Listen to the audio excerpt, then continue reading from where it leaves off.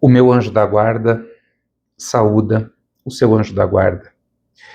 Eu quero trazer um tema hoje aqui muito importante e que talvez seja um grande momento de nós conversarmos e discutirmos sobre ele. A respeito dos nossos filhos de santo que estão na condição autista. Muito mais importante do que debatermos o porquê que estes seres reencarnaram, qual é a missão deles, afinal de contas, essa é uma discussão que não tem fim e que talvez nunca saberemos uma afirmação categórica desse motivo. Mais importante do que essa discussão é nós desenvolvermos o devido acolhimento a pessoas na condição autista que se predispõem a se desenvolverem como médiuns na Umbanda. Porque nós temos muitos filhos que desejam, que querem, e muitos deles não conseguem. Pessoas na condição autista são pessoas de grande sensibilidade. Muitas são pessoas altamente sensíveis. E uma dessas sensibilidades está relacionada à questão espiritual. Porém, são pessoas que muitas vezes sofrem em silêncio por falta de compreensão, acolhimento, adaptação. Quais são as características de uma pessoa na condição autista? Pessoas na condição autista, mesmo sendo verbais, com inteligência preservada, são pessoas que têm dificuldade de expressarem os seus sentimentos, de identificarem aquilo que sentem em muitos momentos. São pessoas que têm prejuízos de linguagem expressiva e receptiva. São pessoas que nem sempre conseguem falar o que pensam ou compreender aquilo que é dito. São pessoas que apresentam rigidez cognitiva, que têm dificuldade com processos de mudança, que têm dificuldades de sair de uma linha de raciocínio linear, porque a sua estrutura neurológica faz com que ele responda dessa forma. Não é uma escolha da pessoa na condição autista. E você poderia perguntar assim, por que você está descrevendo com tanta propriedade essas características? Porque eu sou uma pessoa na condição autista. E eu tenho filhos dentro do meu terreiro que estão dentro da condição autista. Eu tenho filhos biológicos dentro da condição autista. E nós precisamos conversar sobre isso. Porque independentemente de todas essas características que eu acabei de mencionar, nós estamos falando de pessoas que não têm nenhum tipo de impedimento de desenvolverem a sua mediunidade. Que são pessoas que têm uma habilidade emocional, são pessoas que têm uma capacidade de contribuição fraterna e caridosa gigantes. Mas são pessoas que precisam ser acolhidas dentro das suas características, dentro do seu perfil. E onde é que se funde o autismo com a mediunidade? Os autistas, frequentemente, eles vão apresentar uma alta sensibilidade sensorial e emocional. Sensorial, ouvir, ver, sentir, tato, paladar. Vão ter uma percepção intensa do ambiente, uma profundidade muito grande de foco, de concentração, uma vivência interna muito rica e simbólica.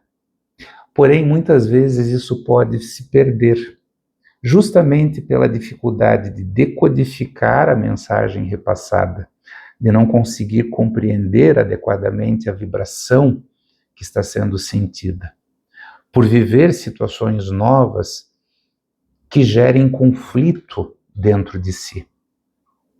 E isso precisa ser trabalhado, porque não deixa de ter a forte percepção energética. Esse indivíduo não deixa de ter, muito pelo contrário, uma facilidade gigante de sintonia e conexão. Uma mediunidade muito forte, uma conexão profunda com guias.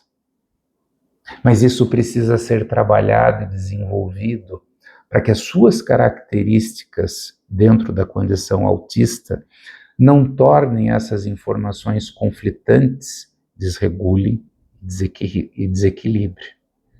O médium autista, ele não sente menos, ele sente mais. E muitas vezes ele não consegue organizar essas informações, filtrar, expressar aquilo que ele percebe.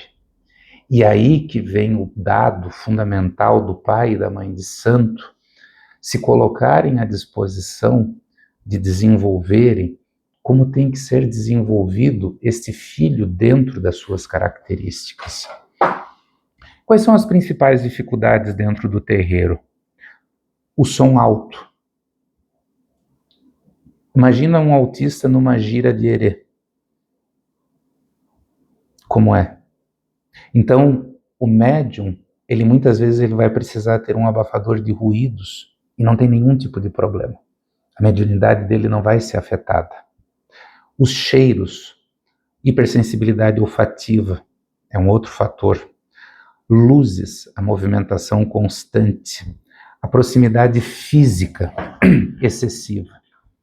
Isso tudo gera um impacto e gera uma sobrecarga sensorial, emocional, pode bloquear a manifestação desses médiuns e pode fazer com que ele tenha crises, muitas vezes até interpretada como uma incorporação, mas não é. É um médium que está em crise.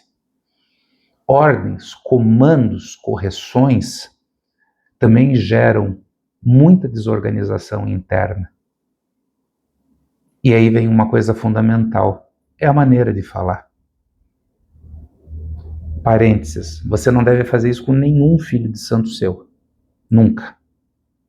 Mas uma pessoa na condição autista tem muita dificuldade de trabalhar com a fala ríspida, com as ordens rápidas, com aquela correção que é feita em público na frente dos outros, com a falta da explicação. As pessoas autistas precisam ter uma justificativa. Isso impacta no quê?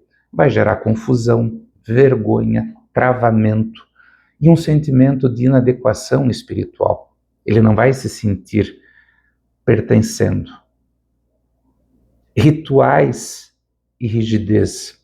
A Umbanda é muito feita de ritual.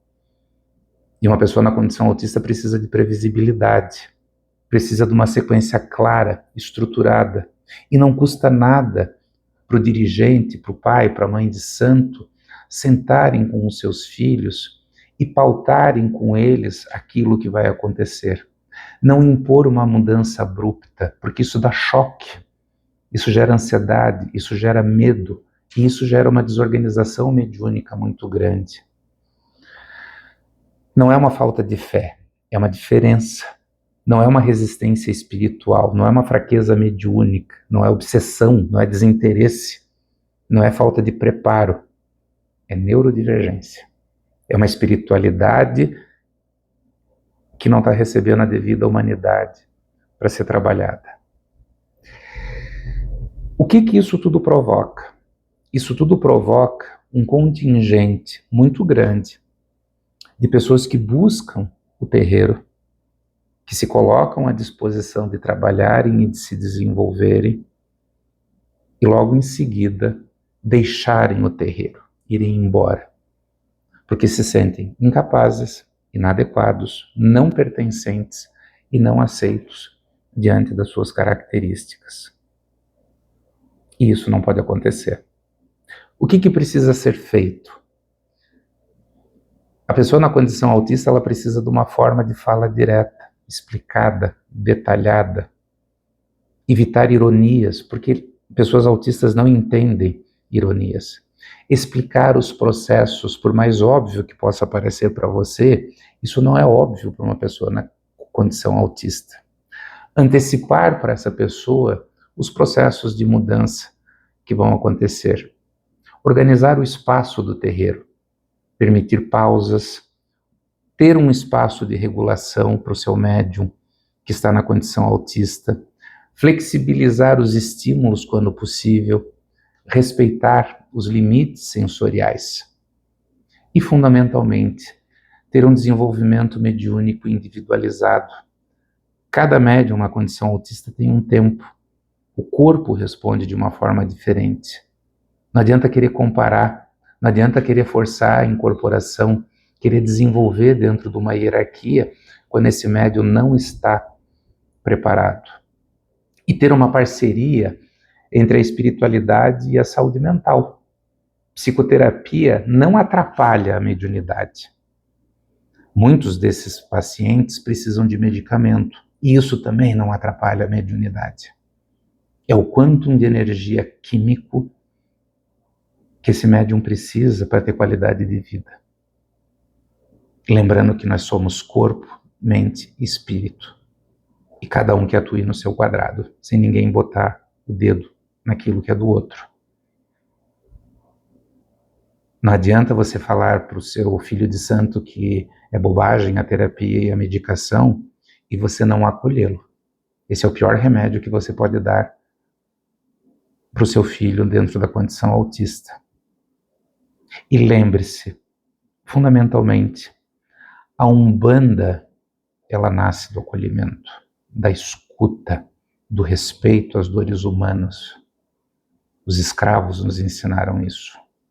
Se um terreiro não consegue acolher a neurodivergência, ele ainda precisa aprender com os próprios fundamentos que ele diz seguir. Assim como hoje eu estou falando de neurodivergentes, eu poderia estar falando de outras pessoas em outras condições especiais que precisam de acolhimentos diferenciados. Esse é o papel da Umbanda. Isso é fraternidade, isso é caridade, isso é amor. Meu anjo da guarda, saúda o seu anjo da guarda.